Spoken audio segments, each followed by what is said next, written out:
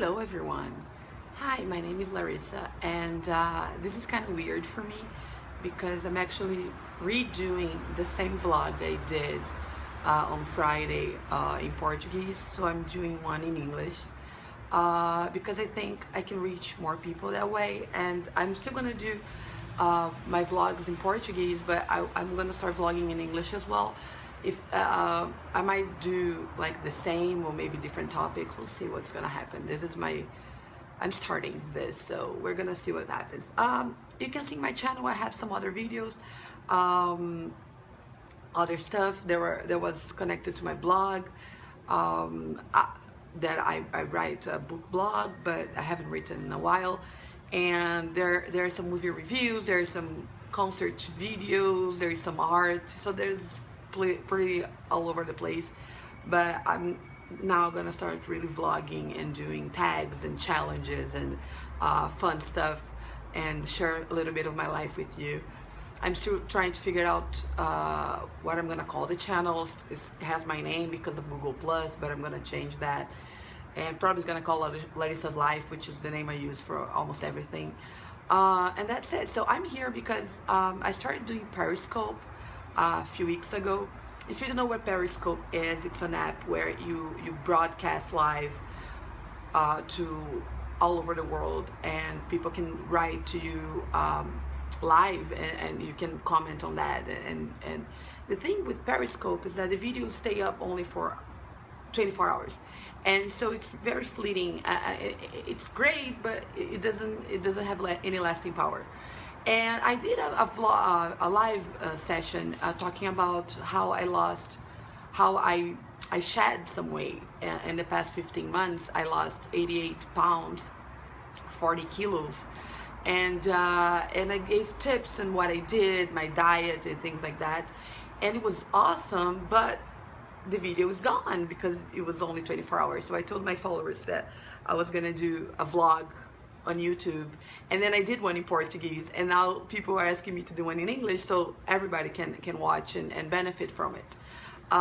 So let me tell you a little bit about my history so you understand where I'm coming from. I'm 32 years old. I teach English as a second language here in Brazil. I've been teaching since I was 17. When I was 11 years old, I was diagnosed with polyarthritis, rheumatoid arthritis, which is an inflammation of the joints on my bones. And because of it, I had to stop any kind of sports that I did. I was practically an athlete by that age already, and I had to stop everything. And because of that, I ended up gaining a lot of weight. And because of that, I suffered bullying at school, and I was in depression for a few years, and plenty of stuff happened. I've moved on from that.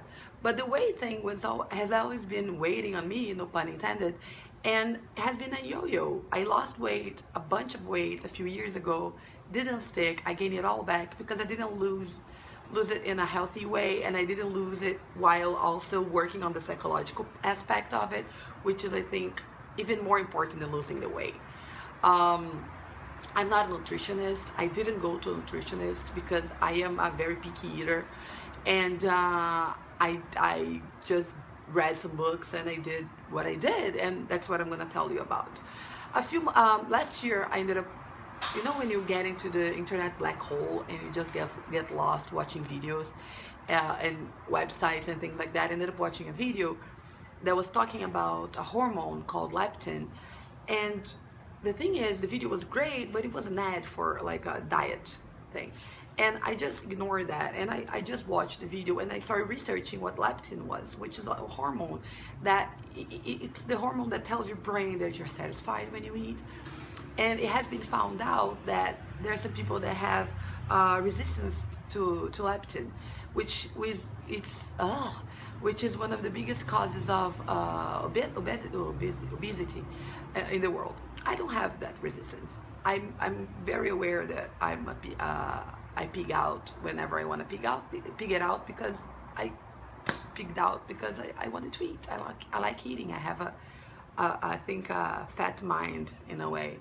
But the thing is, because of this discovery of the leptin, people started developing diets to combat that. And this is the diet that I ended up following. It's not really a diet, it's just a set of rules that change the way I live. It's not that restrictive, it's just like schedule and structure and discipline. And I think it works for in every aspect of our life if we apply that. So I'm going to show you, I'm going to write in the description some of the books that I read, but here are some of them. And the basic thing I'm going to give you are the rules that I follow every day. And the thing is, I changed my life in a way that I don't see myself going back. It's just rules that they're part of my life. I don't feel restricted. If I want to eat cake, I'm going to eat cake. I'm just not going to eat cake and pasta. You know, I'm just going to be able to balance and find an equilibrium where I can be healthy, but I can also not restrict myself and not feel like I'm missing out on something, right? So the rules, I'm gonna tell you the rules I follow. So the basic thing is you have to have a schedule. You have to eat. Okay, the thing is what I read on these books, and they were written by doctors, the thing about eating every 3 hours is kind of a myth. If you are an athlete and if you exercise a lot, it works great because it's going to work with your metabolism. But I'm not. I have arthritis. I can't exercise that much. I can't play sports. So I'm a more sedentary kind of person. And the thing is, the actual thing you should do is eat every 5 hours. You eat 3 meals a day, every 5 hours. If it's a bigger meal, you can 6 hours. That's the most. Why? What happens is your body only burns fat after 3 hours that you ate. So you have only like 2 or 3 hours of fat burning after a meal. If you eat every 3 hours, you're gonna skip that if you don't exercise. So instead of losing weight, you're gonna end up, in the short term, you might lose some weight, but in the long term, it's not gonna work. So you have to eat every 5 hours or every 6 hours, depending on the amount of calorie you intake in the meal. One of the first rules they say is don't eat big meals. That's the first thing that has to go. When I started the diet, I actually didn't start following the rules that much. I started just cutting down on the amount of food I was eating. I was eating insane amount of food. Like for a meal, I had like 4 hot dogs with everything on it. Or I ordered from McDonald's and I had like an Angus burger and a chicken burger and then a burger and nuggets and fries and crazy guys, like huge plates of pasta and things like that. So you need to start cutting down. Don't restrict yourself all at once.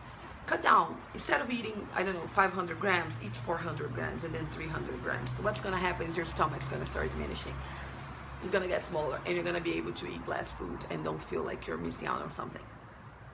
So the first thing is, that's the first rule, you have to have smaller meals.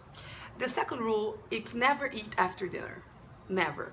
Okay, so you have to wait 3 hours between dinner and the time you're gonna sleep. Why? Because what happens is we only burn fat while sleeping for the last 3 hours of our sleep cycle. If you eat right after sleeping, you don't get those burning hours of fat. And that sucks. So do that. It changes your life completely. You can schedule your time around that. If, like me, you're a night owl, what can happen is you stay up late and then you had dinner and then 6 hours passed and then you were supposed to have another meal, right? Don't do that. Why? Because then it's like 3 a.m. and then you have to have another meal and then you have to wait until 6 a.m. to sleep, and that's not gonna work. So the tip I can give you that I actually adapted, this is from myself and from experience. I'm not an expert, but it works for me. I eat a little bit, I drink a little bit, like 100 millimeters or 200 millimeters. I don't know how much that is in ounces, like a small glass of juice. Usually I drink like light grape juice, or you can drink any kind of juice. What happens is there are calories, but it's not a meal and it's not food per se, it's just liquid. So your stomach, your organism gets cheated thinking that you actually had something to eat, and then it doesn't continue thinking you're not eating anything. But at the same time, it's not as large as a meal, so you can wait like half an hour, 1 hour before sleeping, and that's fine. Because what happens is if you stay longer without eating, or longer than 6 hours, your organism gets into what they call starving mode. They think you don't have food or you can't get food, so they start storing fat instead of burning, and that's not what we want, right? Do not eat large meals. I said it already. 3 meals a day. Okay, breakfast containing protein. That's rule number 4. You need to have protein for breakfast. Meat, bacon, eggs, whatever. That's important. You also need to have breakfast up to 12 hours after dinner. So if you had dinner at 10 p.m., you should have breakfast between 11 and 12 hours after that. 11 a.m., 9 a.m. or 10 a.m. The meals. It's important that you have a similar amount of carbohydrates and proteins on your meals, like not like weight wise, but just like visually the quantity. If you have like this amount of rice, you should have this amount of protein, right? So visually you have to check that. If you're planning on drinking alcohol, try to have a protein rich meal. Maybe just eat meat or eat protein, and then you can have drinks after. If you're gonna have dessert, the same thing. You can even exchange a meal for only dessert. I do that when I want to eat brigadier or cake or whatever. And also reduce the amount of carbohydrates. Don't stop eating pasta, just don't eat as much as before, right? I think that's the biggest thing, is not going extreme wise, like to either side. You should eat like crazy, and you should not stop eating what you like. You find the middle ground, and that's the important part. Exercise, please exercise. I only went to the gym for like 2 months, but because of monetary problems. But you should do that, you know, like go to a nutritionist. It didn't work for me because I don't eat vegetables, guys. I'm 32, I'm not gonna learn to eat vegetables now. I hate them. So I eat whatever I want, I just eat less of it. But I changed all my stuff that I like to eat to light versions. So like I cook light cookies or Splenda or sweetener or things like that. You can do that. And that's it. Basically, that's all I did. And it's been 15 months now. I lost 88 pounds. I still have about 15 pounds to go before my goal weight, but now I'm not rushing anything. I'm taking my time. Also, work the psychological aspect, you know, try to love yourself the way you are, because when you change, you're already gonna love yourself, and it's gonna be easier to deal with. Have friends around. Try to share this with someone. You know, it's easier when you have friends that support you and family that supports you. And that's the most important part. And I'm here for you if you need me. Leave your comments down below. Tell me what you think. Do you think you can try it? Do you have any questions for me? Feel free to ask me anything. Give me ideas of videos you guys want to watch, tags, challenges. Do you want me to make a video answering questions? I can do whatever you want. Well, almost everything. Click thumbs up if you like this video. Subscribe if you want to see what else I put up. I'll probably do a makeup video next week. We'll see how that goes. And if you have any questions, just ask me. I'm on Instagram, I'm on Snapchat, I'm on Periscope. Lala Bristol is my name there. It's down below in the description. And I hope you like this video, and see you later. Bye.